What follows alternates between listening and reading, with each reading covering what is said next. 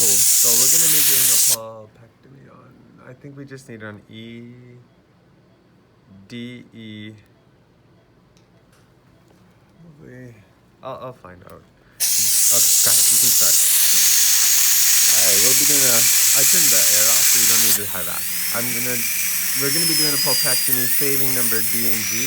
It was planned for an extraction, but I'll show you how we're gonna save these teeth. Also, E possibly will need a pulpectomy composite strip crown as well. So, pulpectomy is on D and G for sure, and then strip crowns on D, E, F, and G. So I just made a pulpal access. Now I'm going to remove all that decay,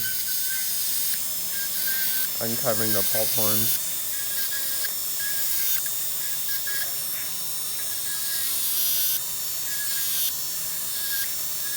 So it's good to see there's a little bit of a bleed, so at least I know it's not necrotic, so that's a good sign. But even if it was necrotic, I'd still save his D and G. The difference is when I'm placing my vitapex, necrotic teeth often have open apices, so I would be more cautious when I'm instrumenting, and then later placing my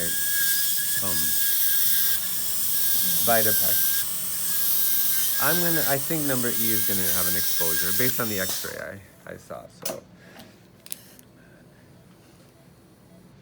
I don't need to do any occlusal reduction on D and G, obviously, but I'm gonna do my reduction on E and F.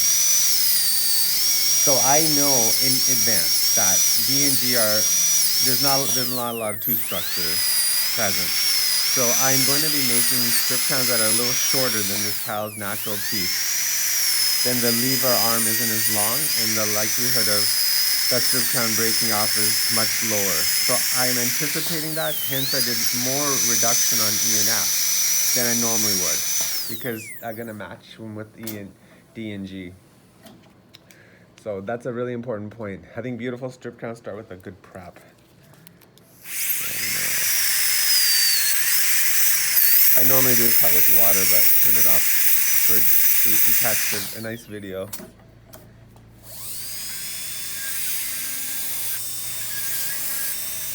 Great straight line access to the apical third.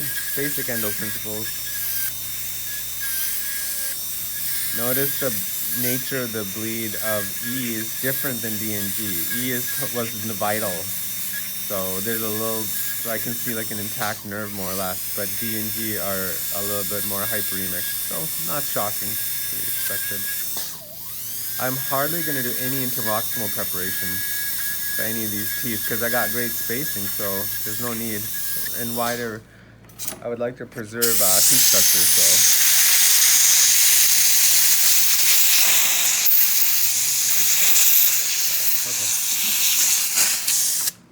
So I usually start with a 70, but if it drops, yeah, I'll be ready for an IRM mix, Brooklyn. Can't hear you. Okay, if you go radio for me. Brooklyn, we'll be ready for an IRM mix back here in op 1.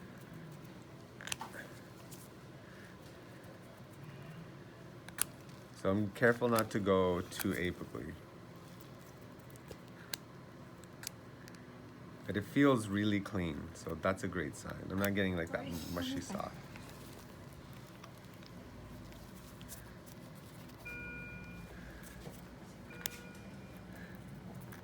Yeah, I got it. That was trying to get this thing out.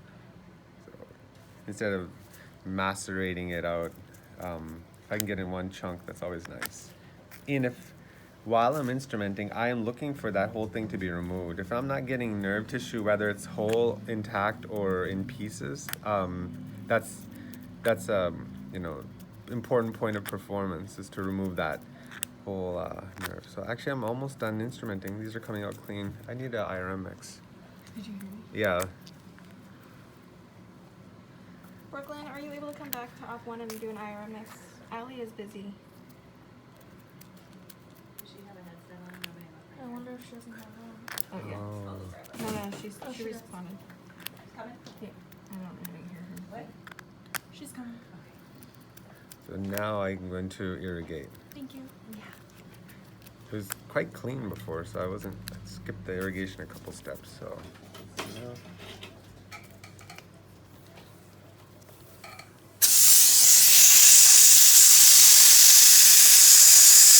Never let the tip bind. Otherwise, irrigant will extrude beyond the apex, so that's important. I'm making sure that the air water doesn't bind as well and blow beyond the apex. Let's do 100 now. Young child, so I'm not shocked that I'm able to instrument with a 100 file. So buccal, lingual, mesial, distal, perfectly clean, so I'm happy with that one.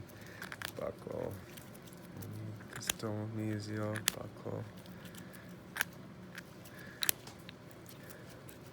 I love, after placing Vitapex, to place IRM because you can pack the Vitapex nice and dense, giving a really nice post-op film. You know, I'll just have to use Tempit though. Our mixer didn't come. No, I'll be waiting. I'm going to be done in a minute. But I guess I'll use Tempit. It's going to be a bit of a compromise, but that's all right.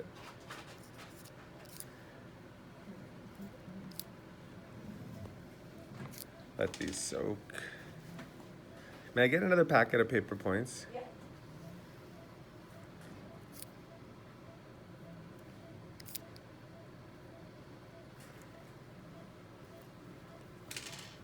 Try to save them. Little trick there. I'm kind of impatient.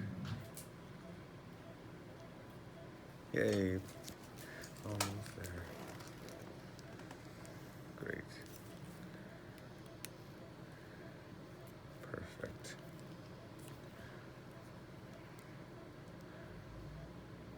A little red at the tip, but I know that's from the apex.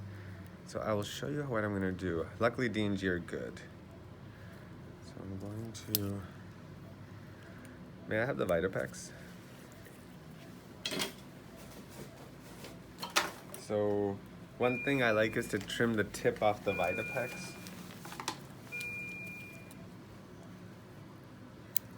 Maybe to that point. Now it won't come out so thin, and so that way it's much more dense right at the apex, and then I'm not worried about extruding beyond. So I'm slowly gonna retract while pulling this in. See, I noticed I pulled that paper point and immediately filled my E, the central, because that's my troublesome canal. These other ones are like totally fine. I'm not worried about heme. So I did the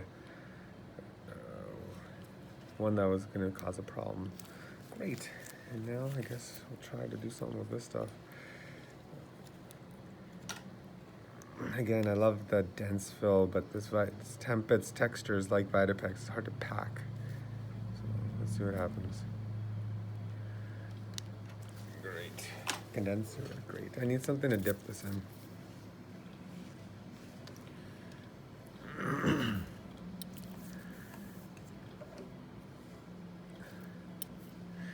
I use this narrow end of the condenser. When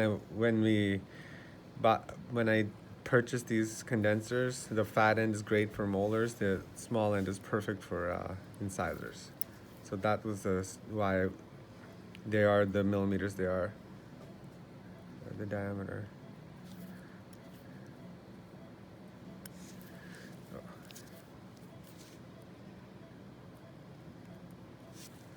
Cool.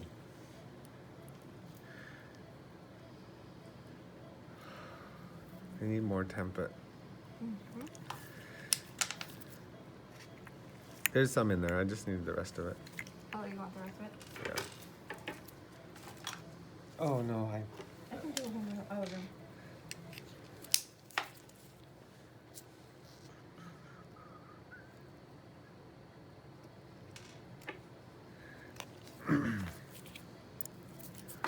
Okay, alright, got this.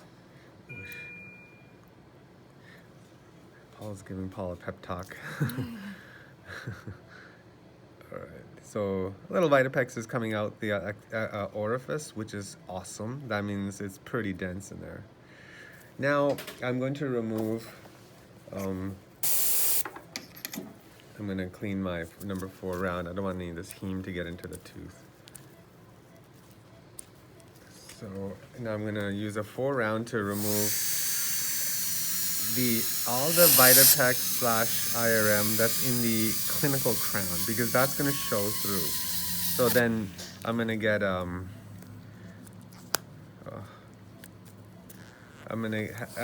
months down the road, parents gonna complain why the crown looks green.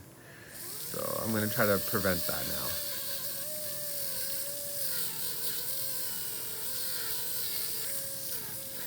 Great.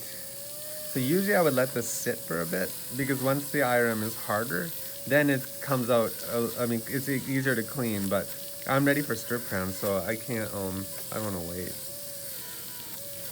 I'm gonna start with the E3, D3. Okay. She is very, very thankful that you're saving D&G. Awesome, yeah. Super happy. Yeah, I think it's very reasonable. It looks turned out pretty good. I'd still treatment plan them as extractions and then save them on the day of. Just, under promise, over deliver. Absolutely. Unless you have a family who's gonna go get a second opinion because you're pulling those teeth, and maybe. Yeah. She's like, I couldn't sleep last night. And she's like, I was just thinking about it. And they're going to Hawaii next week. She's like, I just thought about all the pictures and how his teeth would look funny. I'll take all 4s. So because I didn't prep, actually I'm not gonna prep at all. That's pretty good to see there. Make it, no, I'll do E3, F3, and then D4, G4. This 3 fits pretty good. All right, cool. D4. So I'm gonna trim these crowns now before we fill them. You have an E3, right? Yes. So F3. Scissors go. So Ali, you can show how I trim these.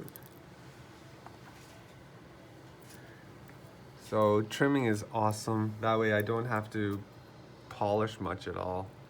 I always have to polish margins, but look, note how short I'm making these, because I want these to be the final crown length.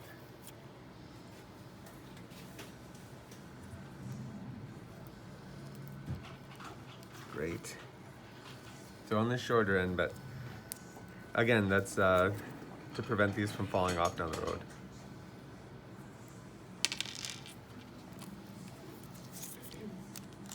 Where's the other one? Okay.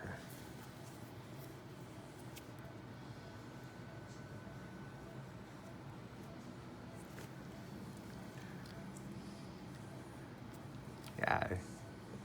Cool. Perfect. Okay, cool. We're gonna fill this and cement them. All right, cool. Yeah, that sounds. We can pause it now.